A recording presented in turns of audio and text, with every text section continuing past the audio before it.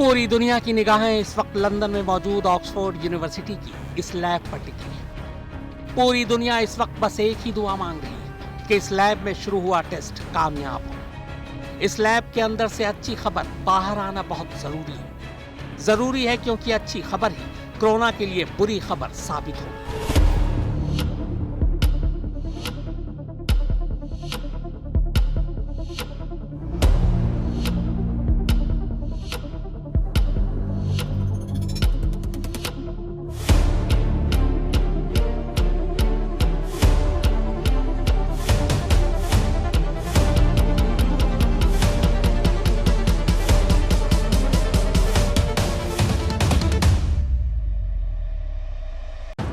Corona के जन्म के करीब 4 महीने बाद पहली बार गुरुवार को ऑक्सफोर्ड यूनिवर्सिटी की लैब में कोरोना की वैक्सीन की टेस्टिंग इंसानों पर शुरू हुई।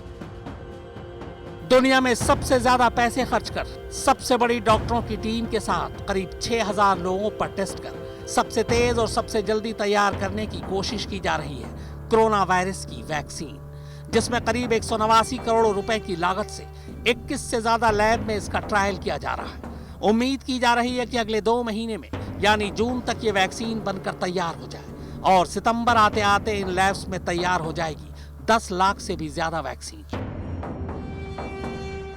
कोरोना वायरस की वैक्सीन बनाने का दुनिया का ये सबसे बड़ा प्रोजेक्ट ब्रिटेन की ऑक्सफोर्ड यूनिवर्सिटी में चल रहा है। जिस तरह ब्रिटेन में कोरोना से हालात दिन ब दिन बद से बदतर होते जा रहे हैं, उसे देखते हुए वहां की सरकार ने इसके खात्मे के लिए अपना सब कुछ दांव पर लगा दिया है। दुनिया के इस सबसे बड़े कोरोना वैक्सीन बनाने के प्रोजेक्ट को 2 फेज में बांटा गया है। पहले फेज में इंग्लैंड के बड़े बड़े डॉक्टर ऑक्सफोर्ड यूनिवर्सिटी की लैब में कोरोना के करीब 6000 मरीजों पर ट्रायल कर रहे हैं। वहीं दूसरे फेज में इंपीरियल कॉलेज ऑफ लंदन को वैक्सीन पर रिसर्च करने के लिए ब्रिटिश सरकार 210 करोड़ रुपए से ज्यादा खर्च कर रही है। We have started at risk manufacturing this vaccine, not just at the smallish scale that Kath Green described, but with a network of manufacturers, as many as 7 in different places around the world. We have 3 manufacturing partners in the UK, 2 in continental Europe, 1 in India and 1 in China. Wuhan से लेकर England तक, America से लेकर Australia तक के वैज्ञानिक vaccine बनाने के काम में जुटे हैं। लेकिन जिस तरह ब्रिटेन में कोरोना वायरस की वैक्सीन बनाने का काम युद्ध स्तर पर चल रहा है, उससे लगता है कि ब्रिटेन इस महामारी के खिलाफ जंग में सबसे आगे खड़ा है। यकीनन हर वैक्सीन में गलतियों की गुंजाइश तो रहती ही है, मगर जिस तरह ऑक्सफोर्ड यूनिवर्सिटी में एक ही वक्त में वैक्सीन के लिए कई ट्रायल करके इसका पुख्ता इलाज पाने की कोशिशें हो रही हैं, उससे दुनिया को कुछ अच्छे की उम्मीद जगी है। So Disease X is the name given to the unknown disease that was going to come and cause a pandemic at some time in the future, and we needed to plan for it and be ready for it when it comes. So obviously we didn't know what type of organism Disease X was going to be, but we were putting plans in place to be able to go quickly when something that appeared to be Disease X popped up. With the vaccine technology, the ChAdOx1 technology, already 12 clinical trials have been conducted against different diseases, and more than 330 people have been vaccinated with ChAdOx1 based vaccines.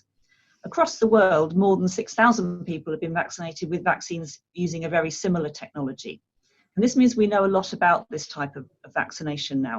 We consistently see very good vaccine safety and very strong immune responses after a single vaccination, whereas some other vaccine technologies, such as RNA vaccines and DNA vaccines, which we've been hearing about recently, usually need 2 or more doses to work well.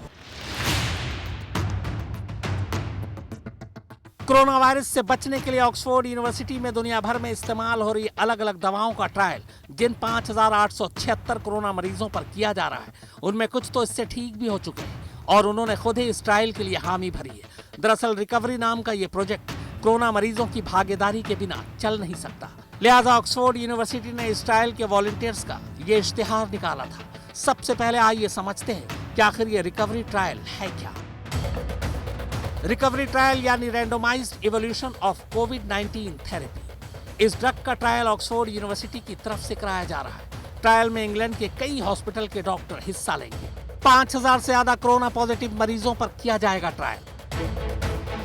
Corona virus को कहर बरपाते हुए 4 महीने से ज्यादा का वक्त गुजर चुका है। दुनिया में अब तक 25 लाख से ज्यादा कोरोना के मामले सामने आ चुके हैं और मौत का आंकड़ा 2 लाख के करीब है, यानी हालात अभी काबू में नहीं है। जानकारों का मानना है कि इतने दिनों में अभी तक कोई भी वैक्सीन इसलिए कामयाब नहीं हो पाई क्योंकि दुनिया अभी तक कोरोना वायरस को समझने में ही नाकाम रही है और इसीलिए इंग्लैंड और उसके वैज्ञानिकों ने कोरोना के वायरस पर रिसर्च के लिए अपनी तमाम ताकत झोंक दी। रिकवरी ट्रायल के लिए राजी हुए मरीजों को इंग्लैंड के 169 हॉटस्पॉट से चुना गया है जिन पर यह ट्रायल किया जाना है। ट्रायल के लिए तैयार होने वाले मरीजों को कंसेंट लेटर पर साइन करना होगा। मरीजों की सेहत से जुड़े आंकड़ों का रिकॉर्ड कंप्यूटर में दर्ज किया जाएगा।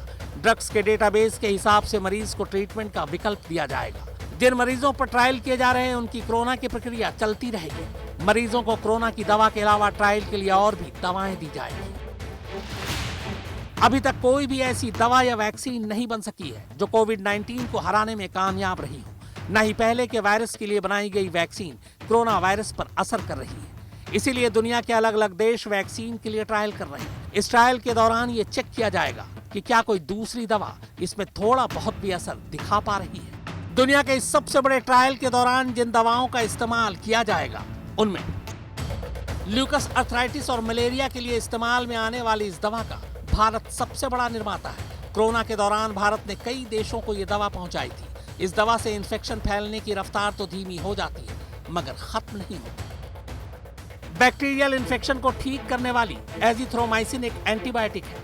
कहा जाता है कि हाइड्रोक्सीक्लोरोक्वीन और एजिथ्रोमाइसिन का कॉम्बिनेशन काफी अच्छा असर करती है। ये front line drugs HIV AIDS के लिए इस्तेमाल की जाती है। इनकी खास बात यह है कि HIV को खत्म तो नहीं कर पाती, हाँ मगर कंट्रोल जरूर कर लेती है। ये एक तरह की स्टेरॉइड है जिसका इस्तेमाल इन्फ्लेमेशन को कम करने के लिए होता है। जो रिकवर कर चुके हैं उनके शरीर से एंटीबॉडीज ली जाती है और इसे उस मरीज में डाल दी जाती है जो कि अभी संक्रमित है।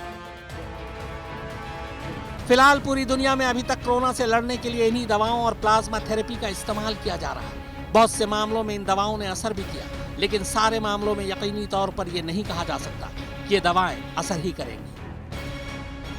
लिहाजा ऑक्सफोर्ड यूनिवर्सिटी इन तमाम दवाओं और थेरेपी का इस्तेमाल कर एक ऐसी वैक्सीन तैयार करना चाहती है जो इस वायरस से लड़ने में कारगर साबित हो सके। जाहिर है हर टेस्ट में कुछ अच्छा होता है तो कुछ बुरा भी होता है। इस ट्रायल में भी कुछ रिस्क है मगर उनसे जान पर कोई खतरा पैदा हो ऐसा भी नहीं।